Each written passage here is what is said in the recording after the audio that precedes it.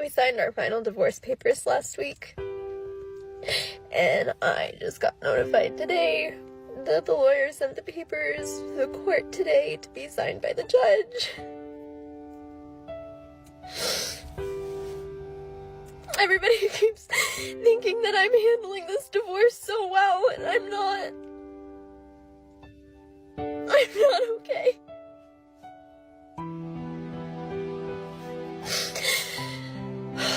Next week would have been our 9-year anniversary. And I don't know what I'm supposed to do with myself.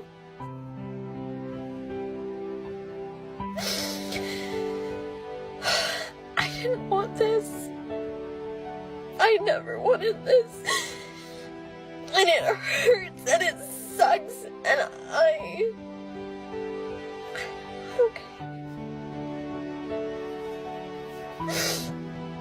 I know that I'm gonna be okay. But right now it really sucks. And I feel like I can't breathe. Why do all these women post their personal lives to the whole world as if anyone is interested in the slightest? Does this girl think, like, I have to sit down and let total strangers know my plans and deepest thoughts? The level of narcissism is impressive here. So this was my first Christmas as a divorced single mom. You want to know how it went? It is currently 8 a.m. on December 26th, and I just woke up an hour ago after sleeping for the last 20 hours. Because this year was Josh's year to have the kids. So I worked from 10 p.m. till 10:30 a.m. Christmas Eve into Christmas morning, and I came home and then I went to sleep and I didn't wake up until an hour ago because I had nowhere to be and no one to be with. For the last 11 years of my life, my Christmases have been spent with my in-laws because that was the family that I had, and I don't have that anymore. I have one half-sister who I talk to occasionally who is in a completely different state, so couldn't spend Christmas with her. Other than that, I don't have family. And all of my friends were spending Christmas with their families, so I slept. I wish more single parents who had to share their children for the holidays would, talk about how much this sucks. And, I know it sucks to be, the downer of the holiday season, but also, because nobody talks about it, I feel like I'm alone in feeling like this, and it really sucks. This week was K-Week, and, well, he's 20 minutes late. I know that he's getting my text messages because I'm getting the red receipts. I hope he's okay. I don't know, how long do I wait? It's been 30 minutes. I tried to call him. I tried to text him. I haven't gotten an answer. So I don't really know what to do. I don't know. Oh.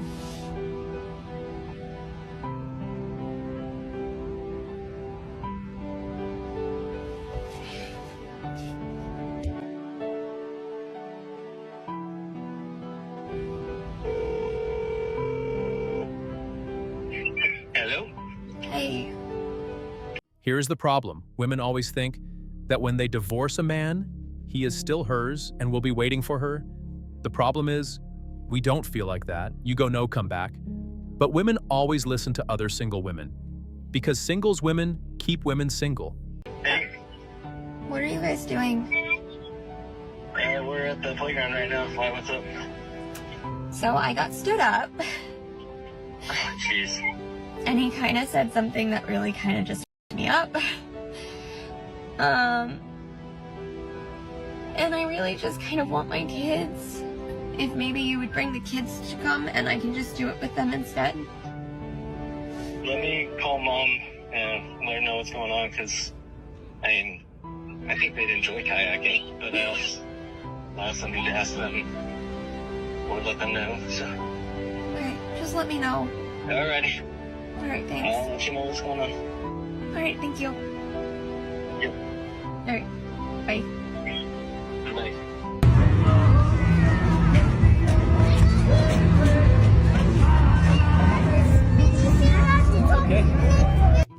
one of the hardest things I've had to learn over the last couple of months that I've been doing the alphabet dating is that dating as a single mom of 4 in my 30s sucks. I started this as a way to build a list of things that I want and don't want in a future partner, and I have had a blast as I've been going through all of these dates. And I've learned a lot. One of those things is that I want somebody who is going to be able to accept the fact that my children are the biggest part of my life. So far, only one person had shown any interest in my children, and he even ended things by saying that he can't see himself with somebody with 4 kids. And that sentiment has been throughout these dates.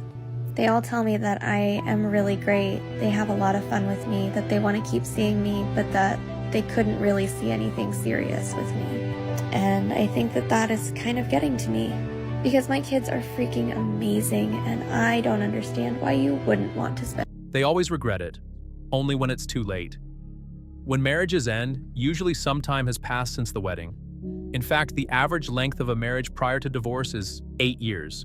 Divorce comes at a big cost, with couples spending an average of $7,000 to dissolve their union.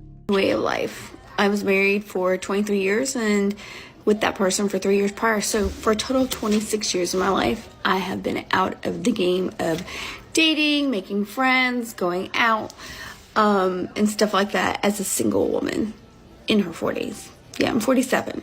So I've raised children. My children are adult children now. And it's kind of interesting because it's so lonely at this stage in life after divorce, especially with older children, because you make all your friends when they're younger, or at least I did. I met my friends mostly through my kids' activities. I was a stay-at-home mom, and I took them to practices. I went to... Married for around 26 years and divorced close to age 50. You know, it is kind of sad and mostly pathetic that women in their 20s through their 40s still act like children with incontrollable tantrums. Amazing, isn't it? You're considered below them until they're out in the street realizing no one wants them anymore. The grass is only greener over the septic tank. It's me, Jenna. Recently divorced and trying to survive this year. I'm gonna be honest. The random things that trigger me are the craziest things. I'm sitting in my car, literally sitting in my car, trying to pull myself together because I did what any mom does, and I pulled an emergency drive to my daughter because she needed something, and drove an hour because she's at college to drop something off, and was just so thankful that I could do it for her and fit her in my schedule. And the littlest thing she said just triggered me. And this is the second time in a week that my child has triggered me without even meaning to. So we're getting ready to leave, and she's like, well, I'll be home because I'm going to be at the Clemson Notre Dame game because Dad's going to take us all. You think that's nothing, right? Nothing, right? And it instantly, she instantly saw a switch in me. And she's like, what's wrong? And I'm like, nothing. Because, I don't talk about that stuff. I don't want her to worry. So last week she says, oh, well, Dad said for Christmas we're going to go to Gatlinburg and be there for the holidays and do Dollywood. That man never once ever went to Gatlinburg or Dollywood ever in his entire life before he met me. That was where my family always went. Hope these women find what they are looking for. I will say this. Men want a family, but not a ready-made family. I'm from Tennessee. That's something we always did. It was a bonding thing. And now that's what he's trying to do. It's like he's taken every single tradition I've ever done and now turned it into his. Everything I've ever done. Now I find myself triggered because during the hardest time of my year last year, of me literally trying to stay alive, me dealing with all the craziness of my ex, the lying, the alienation, him calling me a whore, him having my children call me a whore. Why? Not because I did anything bad, because I wore spaghetti straps and all that. And the only way that he could use my children against me was to say I was on social media. I'm a photographer. I make silly TikToks. Honestly, I'll probably progress more with my TikToks because at first they were just pictures, but the more I was stressed, the more I hid in myself, the more I tried to survive, the more I took refuge in TikToks and finding stuff that, resonated with me and honestly, it's the way I realized what a covert narcissist was, or how bad my abuse was, or mental abuse, or financial abuse, and all that stuff. Like, literally, TikTok has saved my life in so many ways. Who would think, Mom, we're going to Gatlinburg for Christmas, would trigger me? This man's had at least 3 vacations in the past year to like really nice places with my children. At least 3 that I know of, because he has them lied to me. He has them outright lied to me about so much stuff. So who knows? God knows what they've done. And then the holidays and all that. Now my triggers are, oh, he gets to just go and take my kids to the Notre Dame and Clemson game. I wish I could do that. I can't afford to do that. Why? Because he screwed me. He lied about owning a company. And there's ways to prove it. I'm trying to be happy and show my kids that like life can move on, but the triggers, the random triggers that have me sitting in a Quick Trip parking lot trying not to cry. Why? Because my ex has so much money. He makes more than $18,000 a month easily, or at least he did. He made almost $1 million the year before we divorced and then lied about it. He has all the money at his fingertips to do whatever he wants, to buy my children, take them on trips, take them on vacations. Why I literally have the bare minimum to pay my bills, on top of trying to restart a career because it was a hobby, because I was a stay-at-home mom. And now I sit here with the triggers. A trigger because he's going to the Clemson Notre Dame game with my kids. I can't just randomly afford that. Hell, I can't even get them all in the same room at the same time. So I sit here, and I'm gonna get through this trigger. I'm gonna suck it up, buttercup, so let's just be real and I'm move on. But it's not fair. Like, it's not fair. I'm pissed.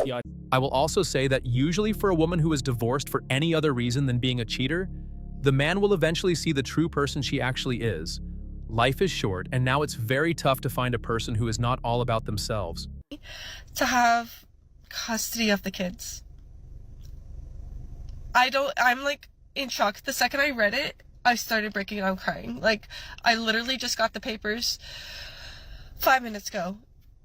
This is his proposed parenting plan. That I have visitation, supervised visitation of my own kids once a month on Saturday and Sunday from 9 to 3. And I'm like flabbergasted because I was the primary caretaker, primary parent of our kids for the past 5 years. The past 5 years, I have been the primary parent, and now he doesn't want me to have custody at all. Or I don't even know if, like, does visitation count as custody? I literally have no idea. When I filed for divorce, I wanted to do 50-50 parenting plan. And since I have relocated to Florida, I'm staying with a friend, that oh my God, I'm just so annoyed. I did 50-50, right? A month on, month off, so there's not much transfer. I'm so annoyed, actually. Now I'm just realizing that the reason why he was able to file is because I gave him my address. I let him know where I was living, and that's why he was able to file, and that's why he was talking to me. I'll show you the text messages right now. Here's the text message with me and him. Monday, he texts me, "Are you staying with Rachel, my friend?" And he knows where Rachel is. I said, yes, and I referred to a question. You know when Monday was? The 21st, and he filed on the 22nd. I'm actually so pissed at myself. All I wanted was to have a conversation to see where his head was at, what he was doing. He said that, "Oh, I don't think the kids are ready to see you." And this is why I didn't want him knowing my location. I literally, did not explicitly tell him my location. And then the second I gave him my location, he stopped responding to me at all and went ahead and filed this god-awful parenting plan so that I don't have my kids anymore. Like, what the He literally, right before I left, was getting a job where he was working Monday through Friday. Previously, he had a more flexible schedule.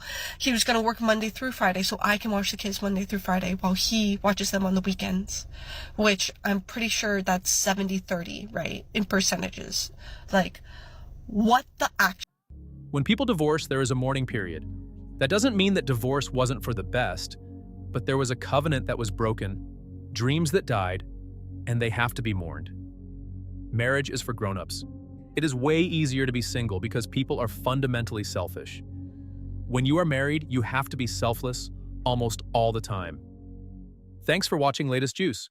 Please show us your love by subscribing to this channel and liking, sharing, and commenting on this video to help us make sure the juice is worth the squeeze.